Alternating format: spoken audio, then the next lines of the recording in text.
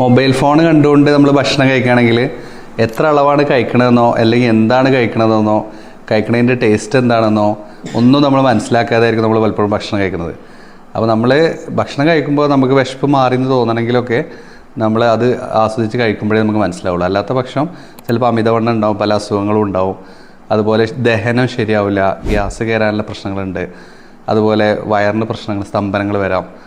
അതുപോലെ നമുക്ക് ഭക്ഷണത്തിനോടൊരു താല്പര്യമില്ലാത്ത അവസ്ഥ, പിന്നീട് ഇത് കിട്ടേണ്ടി വരും. ഇപ്പോൾ ഭക്ഷണം കഴിക്കുമ്പോൾ നമുക്ക് മൊബൈൽ കാണണമെന്നില്ല, പ്രത്യേകിച്ച് ചെറിയ കുട്ടികളൊക്കെ ഭക്ഷണം കഴിക്കുമ്പോൾ അത് കിട്ടണം എന്നുള്ള നിർബന്ധം ഉണ്ടാവും. അവർ വാശി പിടിക്കും. അപ്പോൾ അവരുടെ വാശി കൂടും, ആങ്കർ കൂടും. ഭക്ഷണത്തിന് മാത്രമല്ല, അവർക്ക് എന്തിനും അടങ്ങിയിരിക്കാൻ പോലും മൊബൈൽ കിട്ടണം എന്നുള്ളൊരു വാശിയുണ്ട്. അപ്പോൾ രക്ഷിതാക്കൾ അത് കൊടുത്തു പോകും. അവർ പണി ചെയ്യണം, ജോലി ചെയ്യുന്ന സാഹചര്യത്തിൽ കുട്ടികളൊന്നും അടങ്ങിയിരുന്നോട്ടെ വിചാരിച്ചിട്ട് മൊബൈൽ കൊടുക്കും. മൊബൈൽ കൊടുക്കുമ്പോൾ എന്തായാലും അവർ ഗെയിം അഡിക്ഷനിലേക്ക് പോകും. അതുപോലെ പല മൊബൈലിലെ സീരീസ് അവർ കണ്ടുകൊണ്ടിരിക്കും.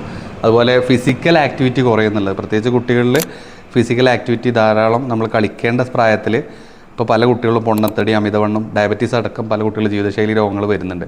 ഭാവിയിൽ അവരൊക്കെ ഒരുപാട് അസുഖങ്ങൾ വരാനൊരു സാഹചര്യമുണ്ട്. അപ്പോൾ അതുകൊണ്ട് മൊബൈലിൻ്റെ ഉപയോഗം റെസ്ട്രിക്റ്റഡ് ആയിട്ട് അത്യാവശ്യത്തിന് മാത്രം ഉപയോഗിക്കുക എന്നുള്ളത് രക്ഷിതാക്കൾ ശ്രദ്ധിക്കുക.